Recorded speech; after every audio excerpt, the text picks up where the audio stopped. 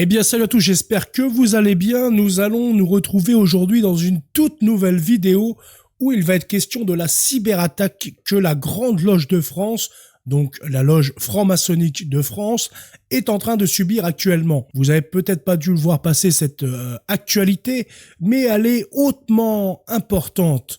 Nous allons découvrir pourquoi cela est très important.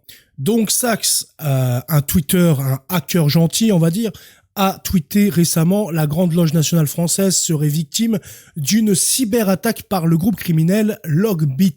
Alors Logbit, pour ceux qui ne savent pas, eh bien c'est un ransomware, c'est un logiciel pour rançonner les grosses sociétés afin qu'elles payent pour ne plus être otages de leur logiciel. Et ils font également des opérations de ce genre-là, de cyberattaques sur des grandes structures. Notamment, ils ont fait également sur Subway à un moment donné. De toute façon, ça, nous allons le voir un peu plus tard. Mais là, c'est la franc-maçonnerie française qui est touchée. Donc hier, Logbit a affiché sur son site vitrine du Dark Web la Grande Loge nationale française. Le groupe cybercriminel donne 9 jours à cette obédience maçonnique française, fondée en 1913, avant diffusion des données en leur possession. À date, le montant de la rançon n'est pas connu et ils n'ont pas publié de capture d'écran, comme cela peut se faire en général. Les francs-maçons, la cible inattendue d'une cyberattaque menée par Logbit. Le groupe cybercriminel Logbit a revendiqué une cyberattaque contre la Grande Loge nationale française GLNF. Les hackers menaçaient de publier les données de l'organisation le 4 août 2024 si une rançon n'est pas payée. La GNLF, qui compte environ 29 000 membres, n'a pas réagi officiellement. Donc l'article continue en disant que les francs-maçons français se retrouvent sous les feux des projecteurs pour une raison inattendue. Mais d'ailleurs, il y a que quelques journalistes qui en parlent, comme ici avec Clubic, mais dans l'actualité internationale, j'ai pas vu passer cette actualité. Donc pour le moment, c'est resté assez secret. La GNLF est l'une des principales obédiences maçonniques du pays, et donc d'ailleurs qui est même maîtresse des lois en France. C'est elle notamment, par le biais de députés maçonniques, qui permettra des lois comme le divorce, comme la pilule contraceptive, comme l'avortement. Et comme toutes les lois en France que nous pouvons connaître depuis la Révolution, cette loge maçonnique n'y est pas étrangère. Il y a énormément de politiciens qui passent par cette obédience ou alors par d'autres obédiences en France, mais en tout cas qui passent par la franc-maçonnerie. L'article dira également que c'est une structure philanthropique, les fameux philanthropiques, mais non, c'est une secte secrète qui est là pour détruire l'Église. D'ailleurs, Léon XIII disait en son temps: fier de ses succès, la secte des francs-maçons lève insolemment la tête et son audace ne semble ne plus connaître de bornes. À des attaques si violentes doit répondre une défense énergique.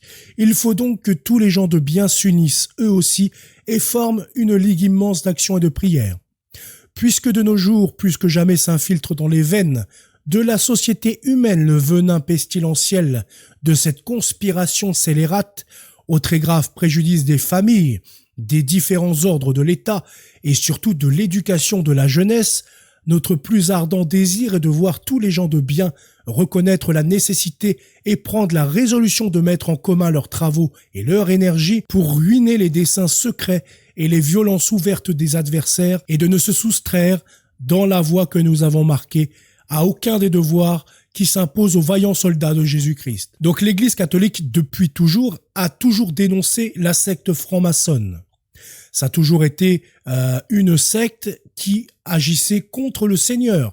Ils sont anticléricaux et ils l'ont revendiqué à plusieurs endroits durant leurs réunions en disant que Dieu était l'ennemi et puis qu'il fallait vaincre donc le catholicisme en France. D'ailleurs, en 2022, le Canard titrait cet article: les dirigeants de la principale obédience maçonnique et le Grand Orient de France ont commencé le 11 janvier à auditionner les candidats déclarés à l'élection présidentielle. C'est Fabien Roussel qui devait être le premier à être reçu rue Cadet à Paris. Puis ce sera au tour de Valérie Pécresse d'être soumise au feu des questions des frères et sœurs. La venue d'Anne Hidalgo est déjà programmée en février. Commentaire d'un grand chef à tablier, également membre du Parti socialiste: elle ne sera plus en course à ce moment-là, on aura une soirée de libre. Donc, et puis récemment aussi pour 2024 avec Bardella qui a été rencontré durant un dîner, quelques francs-maçons. Donc, tous nos politiciens, eux, eh bien, sont soumis à ces loges. Et la République, c'est, donc, comme disaient certains théologiens, eh bien, la franc-maçonnerie, c'est l'église de la République.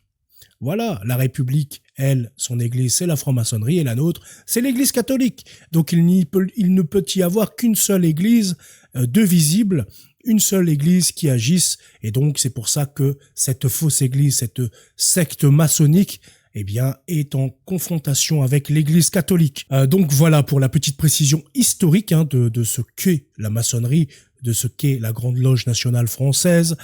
Donc du coup, on va continuer l'article. L'affaire a éclaté le 26 juillet 2024 lorsque FalconFeeds.io, une plateforme réputée de renseignement sur les cybermenaces, a annoncé que la GLNF avait été victime d'un ransomware orchestré par Logbit. Le groupe de hackers a fixé un ultimatum au 4 août, donc d'ici 2 jours. D'ici 2 jours, nous allons voir si la franc-maçonnerie aura craqué. Et personnellement, je ne souhaite pas m'avancer plus, mais je dirais quand même que la franc-maçonnerie, eh bien, payera, étant donné qu'il y a énormément de secrets gardés au sein de leur secte, et notamment, il y a à peu près 26 000 membres dans cette obédience. Donc, si toutes ces données fuitent publiquement, ça peut mettre un énorme coup de frein à cette secte. Et d'ailleurs, ça serait... j'espère qu'ils ne vont pas payer. Comme ça, nous allons avoir un petit peu de vérité en France et nous allons pouvoir montrer toute la place que cette franc-maçonnerie tient en politique française et qu'elle fait partie également eh bien, de nos malheurs. Hein. Il faut pas l'oublier, hein, c'est également en partie à cause de cette franc-maçonnerie, hein, que les Français sont aujourd'hui malheureux et sont également privés de leur roi, le jacobinisme, la franc-maçonnerie et puis toutes les sectes alliées. Hein. La franc-maçonnerie face à la cybercriminalité, une rencontre improbable. La franc-maçonnerie, dont les origines remontent au XVIIIe siècle, se définit comme un ordre initiatique, philosophique et progressiste. Sur le coup, c'est tout à fait vrai. C'est un ordre initiatique. Il faut passer des initiations, eh bien, pour grimper en hiérarchie. Et ils repensent un petit peu le monde, l'homme. Hein. Pour eux, l'homme est un tout. Pour eux, l'homme se suffit à lui-même. Et progressiste, bien entendu, ce sont eux qui votent les lois les plus progressistes, enfin qui permettent par la bouche de leurs pantins députés de voter des lois toujours plus dégueulasses. Elles prônent donc des valeurs telles que la liberté, l'égalité et la fraternité. La GLNF, fondée en 1913, occupe une place importante dans le paysage maçonnique français avec ses... Ah oui, j'avais dit 25 000, mais non, ils sont 29 000 membres. 29 000. L'attaque de Logbit contre cette institution séculaire marque une collision entre deux mondes apparemment éloignés. Pas tant éloignés que ça, hein, puisque Logbit, ils agissent également dans le dark web. Donc ils sont un petit peu dans la face cachée d'Internet. Là où la franc-maçonnerie, eh bien, agit pareil dans les ténèbres, agit en coulisses dans la politique française. Donc finalement, les deux groupes se rejoignent. D'un côté, donc, on a une organisation fondée sur des traditions et des rituels. Des traditions et des rituels, une organisation fondée sur des traditions, je ne sais pas quelles sont leurs traditions, hein, à part celles du paganisme, celles des rituels païens et du massacre d'enfants durant l'Antiquité, hein, mais ils n'ont pas de tradition, ils n'existaient pas sous les Templiers. Ça, on veut vous faire croire que ils sont vieux, mais non, tout ça découle de la même source, découle de Satan dans tous les cas. Et de l'autre, un groupe de cybercriminels à la pointe de la technologie. Cette situation met en évidence la nécessité pour toutes les organisations, quelle que soit leur nature, de prendre au sérieux les menaces numériques. La réaction officielle de la GLNF à cette attaque se fait attendre, à l'heure où nous écrivons ces lignes. L'incident fragilise l'équilibre des organisations traditionnelles face aux défis de notre ère ultra connectée. Donc on parle à la fois de traditionnel, d'ailleurs on le voit bien là, ils disent de cette organisation traditionnelle, et en même temps ils la qualifient de progressiste. Je ne pense pas que ça soit compatible le fait d'être traditionnel et à la fois ultra progressiste comme ils le sont eux, et en reniant toutes les lois de Dieu. Donc c'est un peu cocasse. La GLNF, comme beaucoup d'autres institutions, doit désormais jongler entre le respect de cette tradition de discrétion et la nécessité de transparence et de réactivité face aux menaces numériques. Pourquoi les données des francs-maçons intéressent Logbit ? L'intérêt de Logbit pour les données de la GLNF n'est pas anodin.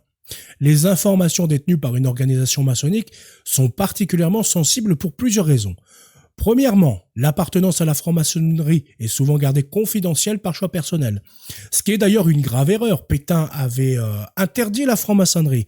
Et d'ailleurs, je suis pour l'interdiction de cette franc-maçonnerie, ou du moins que chaque franc-maçon doive publiquement dire qu'il fait partie de cette secte et qu'il ne doit pas y avoir de secret, surtout qu'ils côtoient énormément de partis politiques et de politiciens et qu'ils ont une place ultra importante dans toutes les lois françaises. La divulgation de ces informations pourrait avoir des conséquences importantes sur la vie privée et professionnelle des membres. Dans certains milieux, l'affiliation à une loge maçonnique peut encore être perçue négativement, malgré le caractère philanthropique de l'organisation. Si c'était un caractère extrêmement philanthropique et exclusivement philanthropique, il n'y a pas besoin de cacher son nom. On peut très bien être philanthropique publiquement. Donc c'est que vraiment ils font des choses bien qui ne doivent pas être dénoncées publiquement, je pense.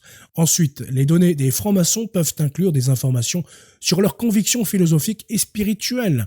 Étant donné qu'ils ont prôné un laïcisme en France, je ne vois pas où est le problème. Ils ont le droit de se revendiquer de telle philosophie ou de telle spiritualité, étant donné qu'ils ont voulu une république laïque. Il n'y a pas de problème dans ce cas-là. Ces données sont considérées comme sensibles par les lois sur la protection des données, notamment le RGPD en Europe. Leur divulgation non autorisée constituerait une violation grave de la vie privée. Les cybercriminels de Logbit sont probablement conscients de la valeur de ces informations. Ils savent que la menace de leur divulgation peut exercer une pression considérable sur l'organisation et ses membres, augmentant ainsi les chances d'obtenir le paiement d'une rançon. Ça, c'est sûr que le paiement d'une rançon aura lieu, moi j'en suis certain. Ils ont trop à perdre s'ils ne payent pas. Si tout ça est divulgué, ils savent très bien que c'est peut-être même la fin de leur secte, donc en tout cas en France. Donc du coup, je pense qu'ils vont payer. Par ailleurs, les loges maçonniques comptent souvent parmi leurs membres des personnes influentes dans divers domaines de la société. Bien sûr, ils ont des personnes partout. Vous regardez dans les hautes institutions de la gendarmerie, de la police nationale, des juges, des avocats, des partis politiques. Ils sont partout. Ils ont pris le pouvoir partout. On va pas rappeler tous les faits qu'il y a eu pour exclure ou voire même assassiner des catholiques à l'armée durant la Première Guerre mondiale ou durant les fiches, etc. On va pas le rappeler, hein. Mais en tout cas, ils ont des membres partout dans tous les points clés de la société et ils drivent le pays à leur bon vouloir. Cette attaque soulève aussi des questions sur la sécurité des systèmes informatiques de la GLNF.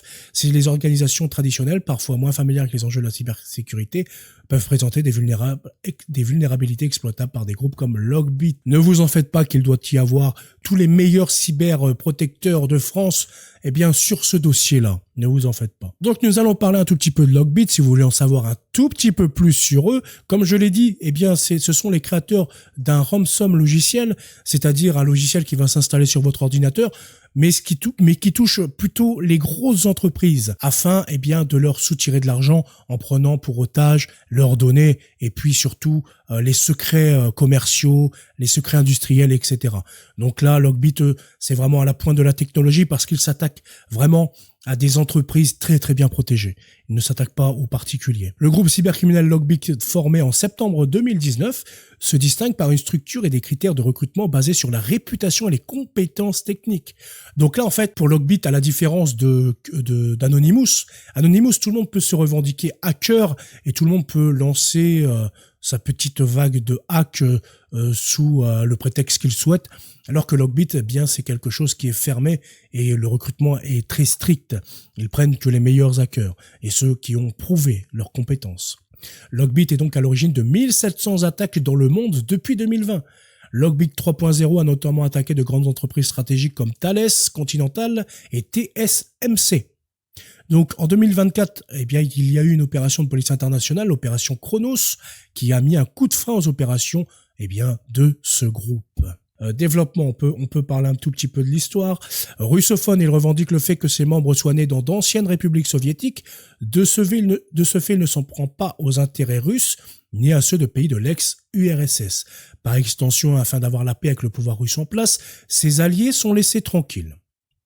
Voilà. Nous allons continuer un tout petit peu. L'opération Chronos, Europol et le National Crime Agency ont coordonné une opération mondiale destinée à mettre fin aux activités du groupe. Il s'agit d'une opération de longue haleine commencée en 2022 avec Eurojust. à la demande des autorités françaises. 2 membres du gang sont arrêtés en Pologne et en Ukraine, alors que les autorités judiciaires françaises et américaines ont émis 3 mandats d'arrêt internationaux et 5 actes d'accusation. Donc ils ont quand même démantelé des serveurs, ils ont saisi des clés de déchiffrement dans plusieurs pays européens, aux États-Unis et jusqu'en Australie. Pour se remettre de l'opération Chronos, Lockbit lance en avril 2024 une opération de phishing nommée Lockbit Black Ransomware Campaign. Lockbit mobilise les ressources du botnet Forpiex pour diffuser des emails qui serviront même à diffuser des logiciels malveillants. Donc par le biais d'emails, eh bien les gens vont ouvrir les mails ou les pièces jointes et le logiciel arrivera sur leur ordinateur et puis après se développera sur le réseau informatique de ce même ordinateur. Identité, donc il s'agit de Dimitri Yurievich Korochev, alias Lockbitsup ou Punting Crab, qui prospérait grâce à l'anonymat et offrait une récompense de 10 millions de dollars à quiconque pouvait révéler son identité. En 2024, par exemple, le groupe de pirates revendique l'attaque de la chaîne de restaurants Subway, comme je l'avais dit au début de vidéo. En janvier 2024, Lockbit aurait exfiltré des centaines de gigas de données. Subway n'a pas confirmé l'attaque, cependant. Donc, vous pouvez voir tout son parcours. Vous allez sur le Wikipédia, vous allez voir tout son parcours. Enfin, voilà. Donc, c'était juste pour parler un tout petit peu de cette actualité qui concerne la franc-maçonnerie, puisqu'il serait temps quand même que, eh bien, cette franc-maçonnerie cesse d'exister, puisqu'elle n'est pas philanthropique, mais c'est une secte eh bien, qui est là pour le malheur des Français et pour s'attaquer à Dieu et au catholicisme en France. J'espère que vous avez apprécié cette vidéo, je vous souhaite une très bonne journée et à bientôt, salut!